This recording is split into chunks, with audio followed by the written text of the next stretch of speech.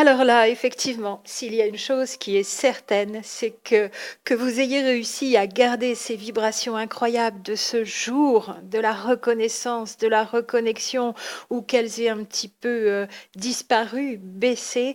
Depuis ce jour-là, votre vie n'est plus comme avant, plus du tout. Il y a vraiment l'après et avant rencontre d'avec l'autre, avant, après reconnaissance d'ailleurs avec l'autre, ce que l'on appelle la reconnexion, qui se fait à un niveau énergétique, dans une dimension supérieure, dimension spirituelle, au niveau des chakras, avec un regain d'énergie, avec des sensations, avec des phénomènes particuliers qui sont arrivés vraiment ce jour-là, comme vous en décrivez encore et encore.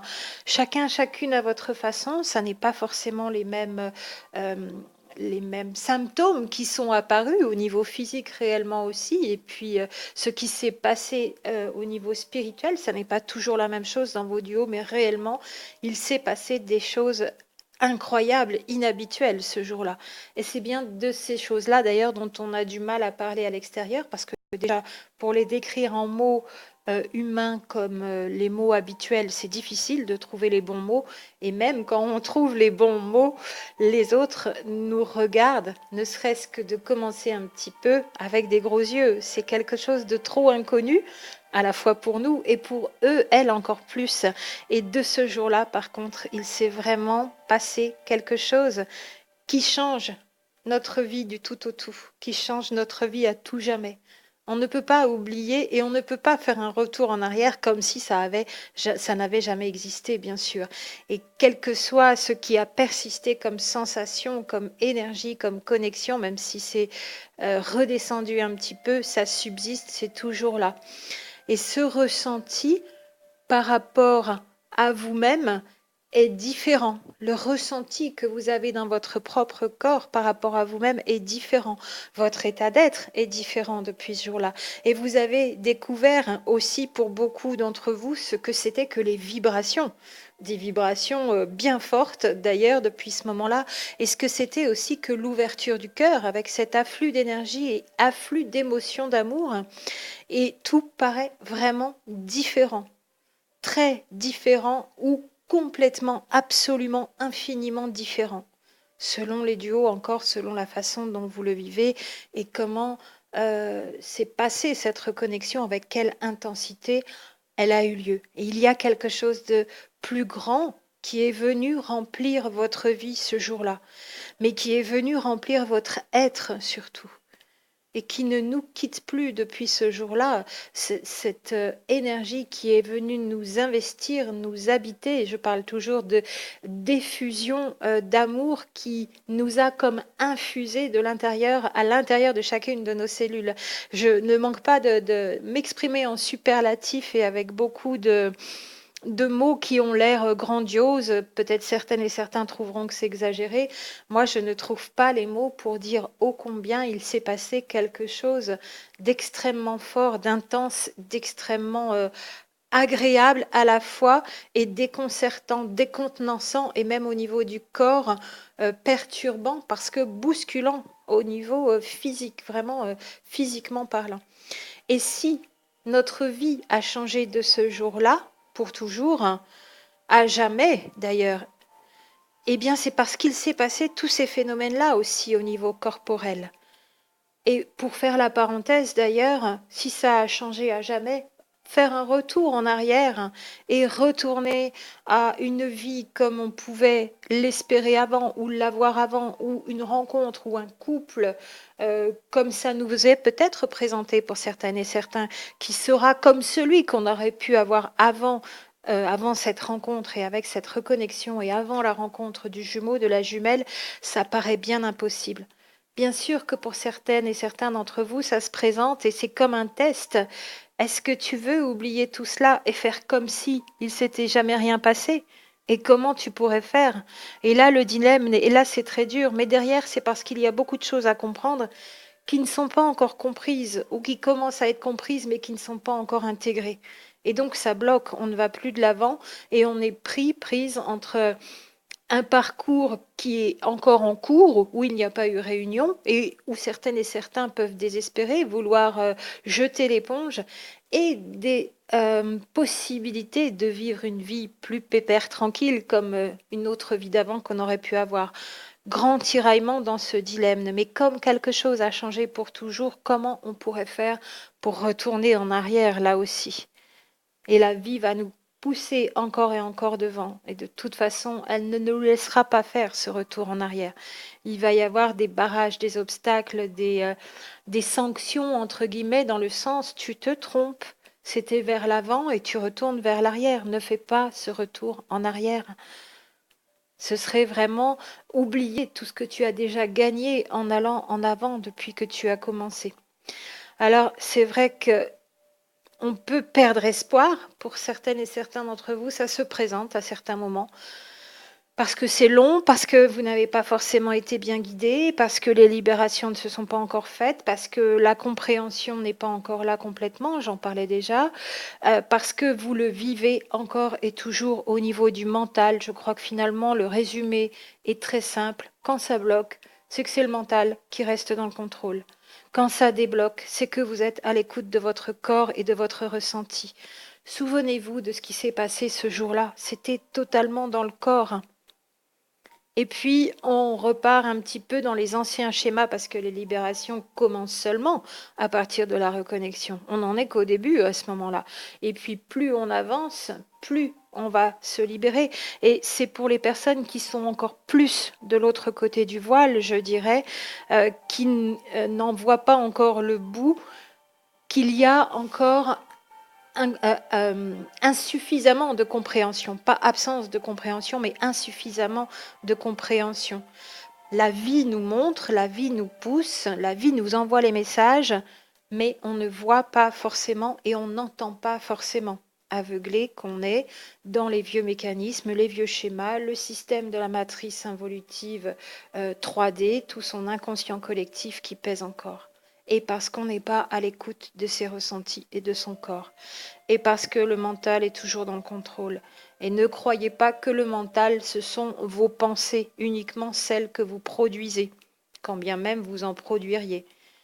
La plupart de vos pensées qui passent dans votre cerveau et qui sont traduites en mots, en paroles, viennent de l'extérieur, ne viennent pas de votre cerveau et de vos connexions neuronales. Ça, c'est quelque chose vraiment à méditer, parce que d'où ça vient et qui pense à notre place, nous, êtres humains, et cette notion d'inconscient collectif. Pensez à tout ça quand vous êtes bloqué dans votre vie, que ça n'avance pas, que vous en avez marre, envie de jeter l'éponge, que vous vous retrouvez avec des problèmes matériels, physiques, santé, des nouvelles très difficiles. Où en êtes-vous avec le mental qui continue de prendre le contrôle sur votre vie et sur vous-même, plutôt que d'être à l'écoute de ce qu'il y a de plus précieux, qui est le ressenti, ressenti de ce que vous avez comme sentiment et ressenti de vos sensations à un niveau corporel, physique, énergétique dans le corps. Ça, c'est vraiment important et c'est juste parce qu'on l'oublie. Alors bien sûr, on n'a pas les bons réflexes au début. Eh bien, il faut y retourner, y retourner et y retourner encore. Parce qu'on peut essayer sur ce parcours de se résigner. Mais vous en témoignez, celles et ceux qui ont déjà voulu le faire comme ça, on n'y arrive pas, on ne peut pas se résigner, on ne peut pas oublier. C'est là qu'il y a une grande tristesse qui arrive et même une grande détresse, avec un grand vide intérieur qui risque de s'installer quand on veut tirer une croix sur une pareille rencontre. Dans la relation flamme jumelle, si vous êtes bien avec l'identification, les caractéristiques de cette relation, un peu ou beaucoup.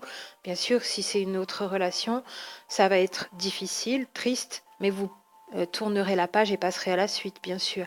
Et là, il n'y aura pas ce même genre d'état terrible quand on veut tirer une croix sur une pareille rencontre de la relation flamme jumelle, de détresse et de grand vide intérieur. Il n'est pas possible de couper une telle connexion, on en parle régulièrement.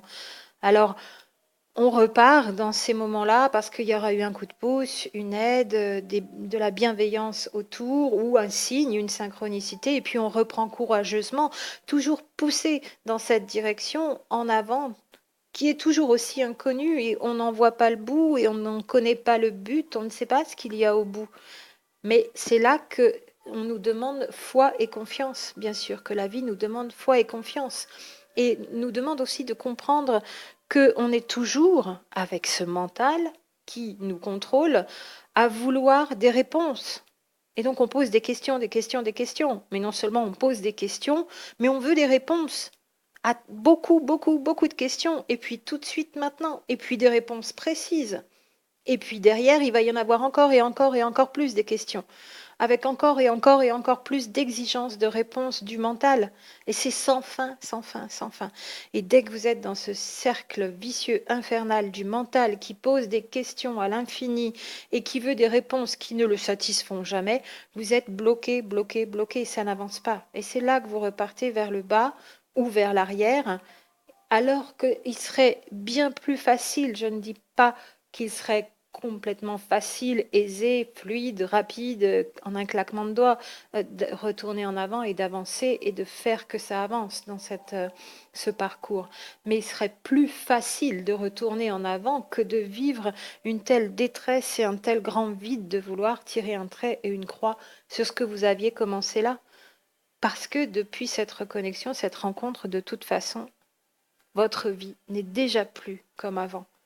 Et vous ne pouvez déjà plus effacer ce bout de parcours que vous avez fait. Et donc vous seriez obligé de vivre dans un avant-rencontre en vous faisant croire que finalement vous allez vivre un couple ou quelque chose, une vie sans tout cela, sans votre jumeau, tout en ayant fait quand même ce bout de parcours. Comment vous pourriez l'effacer quand bien même? Pas facile non plus d'effacer à la fois le jumeau, la jumelle, et d'effacer ce bout de parcours que vous aviez déjà commencé. Parce que cette reconnaissance, elle a vraiment allumé quelque chose, mais physiquement parlant, ça n'a rien à voir avec le mental, et avec une énergie incroyable, une flamme, un feu, une émotion d'amour absolu. Et ça a bougé tout là-dedans, ça a vraiment tremblé même. Et c'est notre corps, depuis cette reconnaissance, parce que c'est dans le corps que ça s'est passé, qui nous rappelle à l'important, à l'essentiel, à cette autre chose de beaucoup plus grand, qui a changé toute notre vie. Ça a pu être un déménagement, un changement de travail, des synchronicités, toutes ces sensations et ressentis, une nouvelle façon de penser, des envies d'autre chose, des envies de réaliser ce à quoi on avait toujours rêvé et on va enfin le faire, et surtout un autre point de vue sur soi-même, sur les relations, sur la vie, sur l'amour, sur l'humanité, sur la foi et l'espoir en cette humanité. Peut-être beaucoup plus positives les impressions que l'on a maintenant avec tous ces changements qui sont arrivés sur les autres et sur nous-mêmes et sur la vie. Beaucoup plus créatifs, beaucoup plus productifs de bonheur. Et ce qui s'est passé, encore une fois, j'aime à le répéter, c'est vraiment l'objet de mon audio ici. Ça n'a rien à voir, tout ce qui se passe dans nos transformations, avec des pensées, des réflexions, de l'intellect, du mental, bien au contraire, ni même des sentiments. Ça a à voir avec une seule émotion, l'amour. L'amour, émotion suprême, l'émotion qui a les plus hautes vibrations dans l'univers. Et même le phénomène, l'événement qui a les plus hautes vibrations dans l'univers. Il n'y a rien d'autre qui ait des vibrations plus hautes que l'amour dans l'univers. Pas une planète, pas un quasar, pas l'amour, l'amour, l'amour. Et c'est parce qu'on n'arrive pas à le ressentir pleinement, cet amour, parce qu'on ne laisse pas infuser complètement notre corps, encore une fois, pris dans cette matière et matrice terrestre, qu'on ne ressent pas ces plus hautes vibrations en permanence, avec toutes les explications que je viens déjà de vous donner, que je donne régulièrement. Des sensations et des ressentis, comme quand vous vous touchez avec votre autre, pour celles et ceux qui ont été en contact physique, ou comme quand vous êtes touché par votre autre. Pure sensation physique, énergétique, corporelle, sensuelle, charnelle. C'est bien à ce niveau-là que les transformations opèrent dans la relation flamme jumelle et pour nous en duo avec cette rencontre.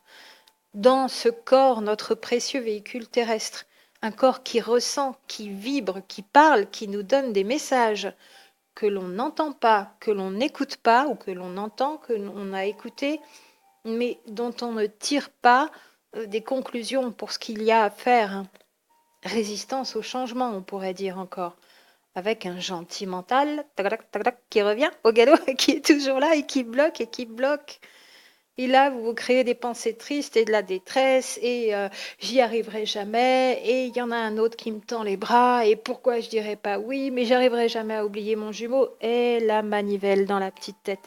Alors on pourra revoir ça au niveau du mental et ce phénomène de envie de questions qu'on n'arrive pas à arrêter et en plus d'exigences de réponses. Et comment faire avec ce mental qui est un véritable bourreau, bourreau du cœur d'ailleurs, qui empêche cette émotion d'amour de d'émaner et de vibrer et de d'illuminer sur l'extérieur aussi. Ne cherchez pas à pouvoir croire que ça peut se faire autrement. Votre vie ne sera plus jamais comme avant si réellement vous avez rencontré ce double d'âme. Cet être qui, dans l'univers, a la vibration la plus proche de la vôtre ou la même vibration d'âme que la vôtre. C'est ça, le double d'âme dans la relation flamme jumelle pour moi. Je reprends régulièrement dernièrement cette définition assez simple. Cet être, cette vibration d'âme qui est soit la même, soit quasiment la même que votre vibration d'âme à vous. Je ne vous parle pas de la vibration du corps terrestre. Ça, c'est le véhicule que notre âme s'est fabriquer pour évoluer sur ce plan de matière. Comme l'âme s'en fabrique encore un autre différent pour une prochaine expérimentation sur une autre planète, un autre plan de matière.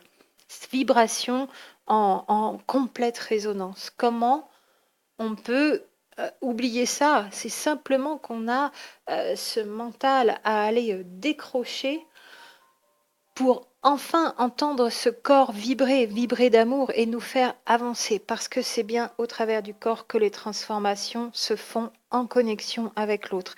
Et c'est vrai pour lui aussi. Et l'autre, il ou elle, ne peut rien y faire non plus. Maintenant, on a des mentals tellement puissants, avec des pensées qui ne nous appartiennent pas, qui ne sont même pas les nôtres, oui, qui, eux, ces mentals, à chacun, chacune d'entre nous, arrivent très bien à bloquer et à faire en sorte que ça n'avance pas.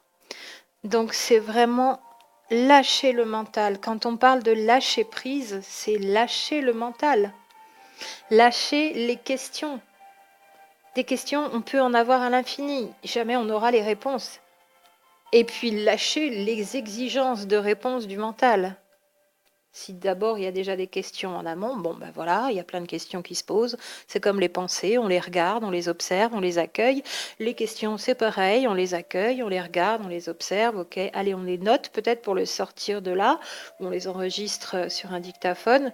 Ok, je me pose tout ça comme question. C'est bien. Ben voilà, je me pose des questions. Et puis quoi, j'aurai pas forcément de réponse, ou en tout cas pas tout de suite, ou je suis à l'écoute des réponses que la vie va me donner, mais je ne les exige pas maintenant à un niveau mental, sinon c'est invivable. Et c'est ce que vous vivez d'invivable à cause du mental quand vous êtes en souffrance. Au lieu d'accepter tout simplement de suivre le flot de cette nouvelle vie depuis que votre vie n'est plus du tout comme avant. Donc lâcher prise, lâcher le mental, faire confiance, se laisser aller à l'abandon total dans la foi. C'était l'objet de cette vidéo qui n'a pas été tant que ça regardée. Je vous la remets en fin d'écran ici, en fin d'audio. L'abandon est la clé, l'abandon total à la source. Pas l'abandon de la relation, ni l'abandon du jumeau ou de la jumelle, bien sûr. L'abandon à notre nature divine, la reconnaissance de notre nature divine et l'abandon à cette nature, portée par la source, soutenue, aidée, accompagnée, avec les réponses qui viennent en temps voulu, en temps terrestre toujours, et retrouver à chaque fois, y retourner, retrouver cette sensation infinie de ce que vous avez ressenti ce jour-là, au moment de la reconnaissance, qui n'était même plus terrestre, c'était à des milliers d'années-lumière des sensations terrestres, c'était bien plus grand encore. Et même, ça ne dépendait plus seulement de notre autre, et ça n'était plus lié seulement à notre autre. Ça passe au travers de cette rencontre, mais ça n'est plus lié seulement à lui. C'est vraiment la clé pour moi en conclusion, d'y retourner tout le temps et à chaque fois dans cette sensation et dans cette émotion d'amour et dans le cœur et au travers des ressentis dans le corps, dans cette belle émotion d'amour et dans les plus beaux sentiments qu'on peut éprouver aussi avec. bienveillance, enthousiasme, joie, gratitude, bonté, compassion. Et c'est l'ADN qui se transforme quand le corps vibre et qu'on est dans nos ressentis corporels. C'est ça l'ascension terrestre pour un être humain. C'est la transformation de l'ADN. Parce qu'on ne vous fait jamais le lien, ou très peu, en tout cas peu dans les vidéos flammes jumelles, on entend peu de choses. Certes, je n'en écoute pas, donc effectivement, je ne peux pas voir si en ce moment il y aurait ce genre de propos, mais la transformation pour l'ascension terrestre et l'ascension d'un être humain, c'est la transformation de son corps carboné en corps de silice, corps de lumière. C'est donc une transformation de l'ADN, c'est donc une transformation du corps, de la matière corporelle. Il n'y a rien de mental là-dedans. Et si vous faites fausse route en pensant que vous allez travailler sur votre ego et épurer, etc., j'en parle maintes et maintes fois, vous n'êtes pas dans le processus d'ascension et de transformation de votre corps. C'est ce que cette rencontre nous amène à faire, tout simplement retrouver notre nature divine pour accéder à ces nouveaux corps dans cette ascension terrestre. Tout simplement.